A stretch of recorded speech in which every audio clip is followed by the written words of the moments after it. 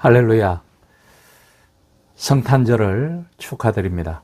오늘 드릴 성탄절 설교 제목은 크리스마스 캐롤입니다. 본문은 누가복음 2장 10절로 14절의 말씀입니다. 천사가 이르되 무서워하지 말라. 보라, 내가 온 백성에게 미칠 큰 기쁨의 좋은 소식을 너희에게 전하노라. 오늘 다윗의 동네에 너희를 위하여 구주가 나셨으니 곧 그리스도 주시니라. 너희가 가서 강보에 쌓여 구유에 뉘어 있는 아기를 보리니 이것이 너희에게 표적이니라 하더니 호련히 수많은 천군이 그 천사들과 함께 하나님을 찬송하여 이르되 지극히 높은 곳에서는 하나님께 영광이요 땅에서는 하나님이 기뻐하신 사람들 중에 평화로다 하니라. 아멘. 사랑하는 성도 여러분, 제가 젊었을 적만 해도 성탄절이 다가오면 거리에는 오색 찬연한 불빛이 켜지고 캐롤이 흘러나오며 경제적으로 팍팍하고 사회적으로는 딱딱하고 얼어붙었던 풍경들도 그 즈음에는 사람들의 마음과 얼굴에 잠시나마 미소와 여유가 번졌던 것을 기억합니다. 가족이 모이고 선물을 나누며 메리 크리스마스라는 인사가 오갔습니다. 교회에서도 야간 통행 금지가 풀려 부서마다 선물 교환식이나 찬송과 게임으로 밤을 지새우다 새벽송을 돌던 그 추웠지만 아름다웠던 추억이 새록새록합니다. 그런데 언제부터인지 성탄절의 본래의 의미를 찾는 교회의 각성이 일며 그런 행사들은 자취를 감추고 말았습니다. 본래의 의미를 찾는 것은 너무나 당연하고 좋은 일이나 가슴 한쪽이 쓸쓸해지는 것은 또 무슨 이유일까요? 그런데 여러분, 우리가 당연하게 여기는 이 따뜻한 성탄절의 풍경이 사실은 어느 날 저절로 생겨난 것이 아니라는 사실을 알고 계신지요? 오늘 우리는 한 사람의 위대한 작가 찰스 디킨스와 그의 작품을 통해 성탄절의 의미를 다시 생각해 보려 합니다. 찰스 디킨스가 작품 활동을 하던 19세기의 영국은 산업혁명의 한복판에 있었습니다. 공장은 쉼없이 돌아갔고 도시는 빠르게 성장하였죠. 겉으로 보면 번영의 시대였습니다. 국경도 넓어지고 사람도 넘쳐나고 물자들도 넘쳐났습니다. 그러나 그 이면에는 깊은 어둠이 존재하고 있었습니다. 자본을 가진 소수는 점점 더 부유해져 갔지만 다수의 노동자들은 하루 12시간씩 14시간 이상씩 일하면서도 겨우 생계를 유지해야 했습니다. 사실은 생계를 유지하기도 힘들었죠.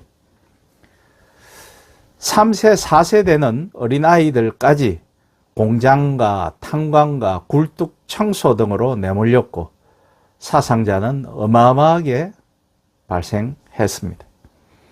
가난은 개인의 문제가 아니라 구조적인 운명이 되어 버렸습니다. 부유층과 빈민층 사이의 간격은 메울 수 없을 만큼 벌어졌고 사회는 철저히 양극화되어 갔습니다. 그 양극화가 지금도 여전히 벌어져 있고, 아니 그 간극은 더 넓어져 있는 듯 합니다. 이 모습은 낯설지 않습니다. 오늘 우리 사회 역시 경제 성장과 기술 발전 속에서 여전히 극심한 격차를 체험하고 있기 때문입니다.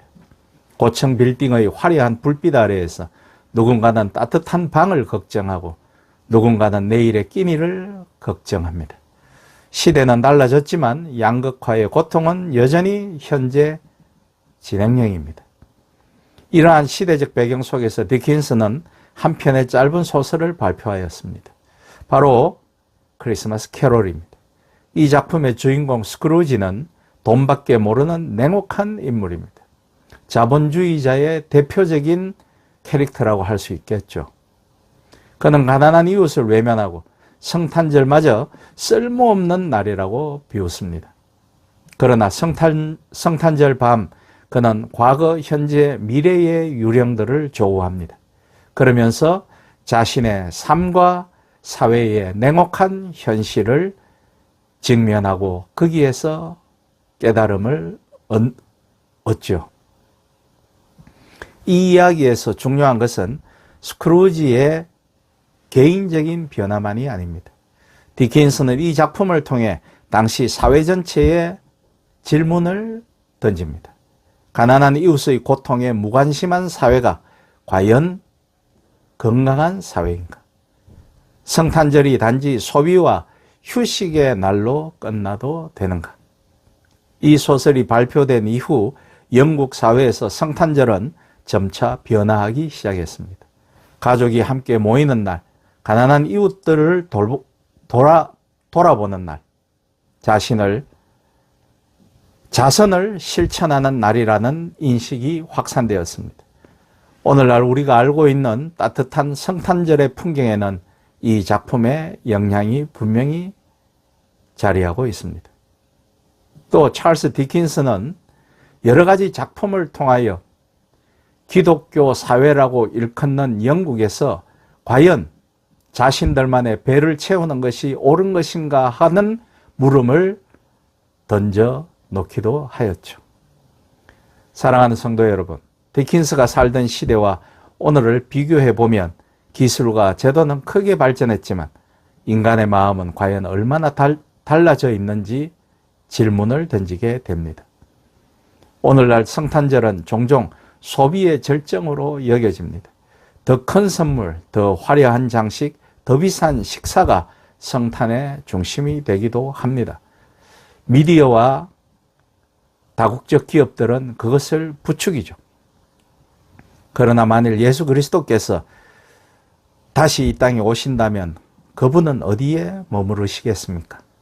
여전히 방이 없어 마구간으로 밀려난 초라한 자리, 사회의 가장 낮은 곳이 아닐까요? 디킨스의 메시지는 오늘 우리에게도 유효합니다. 성탄절은 내 삶이 얼마나 풍요로운지를 확인하는 날이 아니라 내 곁에 함께 살고 있는 이웃이 어떻게 살아가고 있는지를 돌아보는 날이라는 것입니다. 예수님의 탄생은 하나님의 사랑이 가장 천하고 낮은 자리로 찾아오신 사건입니다. 그 사랑은 추상적인 감정이 아니라 구체적인 관심과 나눔으로 나타납니다. 디킨스가 크리스마스 캐롤을 통해 전하고자 했던 것도 바로 이것이었습니다. 마음이 변하면 행동이 변하고 행동이 변하면 사회가 변할 수 있다라는 믿음 말씀입니다. 이번 성탄절에 우리가 서로에게 줄 수 있는 가장 귀한 선물은 값비싼 물건이 아닐 것입니다. 외면당한 이웃을 향한 한 번의 따뜻한 눈길, 어려운 이들을 위한 작은 나눔, 그리고 무관심 대신 건네는 따뜻한 말 한마디일 것입니다. 스크루지가 변화되었을 때 그의 성탄절은 진정으로 기쁨의 날이 되었습니다. 사랑과 화평의 날로 변화된 것이죠. 예수님이 육신으로 오신 바로 그 목적 말씀입니다. 오늘 우리 역시 이웃을 사랑하라는 성탄의 부르심에 응답할 때 이 어두운 시대 속에서도 다시 한번 성탄의 빛은 밝게 빛날 것입니다. 가장 작은 이웃에게 한 것이 곧 내게 한 것이라는 주님의 말씀을 마음에 새기며 이웃을 사랑하는 마음으로 참된 성탄을 맞이하는 우리 모두가 되기를 소망하며 이 복된 성탄절에 우리 모두가 사랑과 화평의 촛불을 밝혀 세상을 비추는 참된 그리스도인으로 거듭나기를 우리를 구원하시기 위해 이 비천한 땅에 인간이 되어 겸손하게 임하신 예수 그리스도의 이름으로 축복하며 부탁드립니다. 아멘.